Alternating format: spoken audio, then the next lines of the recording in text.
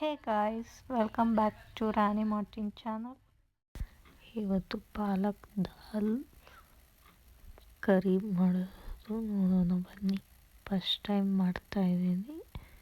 ಕಡಾಯಿ ತಗೊಂಡು ಎಣ್ಣೆ ಹಾಕಿ ಆನಿಯನ್ ಹಾಕಿ ಚೆನ್ನಾಗಿ ಬೇಯಿಸಿ, ಆಮೇಲೆ ಟೊಮೊಟೊ ಹಾಕಿ ಚೆನ್ನಾಗಿ ಬೇಯಿಸಿದ ನಂತರ ಆಲೂಗಡ್ಡೆ ಹಾಕಿ ಚೆನ್ನಾಗಿ ಬೇಯಿಸಿ ನಂತರದಲ್ಲಿ ನೀರು ಹಾಕಿ ಬೇಳೆ ಹಾಕಿ ಸಾಲ್ಟ್ ಹಾಕಿ ಅರಿಶಿನ ಪುಡಿ ಹಾಕಿ ಖಾರದ ಪುಡಿ ಹಾಕಿ ಚೆನ್ನಾಗಿ ಮಿಕ್ಸ್ ಮಾಡಿ 1-2 3 ವಿಸಿಲ್ ಬಿಟ್ಟಿದ ನಂತರ ಆಮೇಲೆ ಪಾಲಕ್ನ ಅದ್ರ ಜೊತೆಗೆ ಹಾಕಿ ಚೆನ್ನಾಗಿ ಮಿಕ್ಸ್ ಮಾಡಿ ಒಂದು 10 ಮಿನಿಟ್ಸ್ ಬಿಡಿ.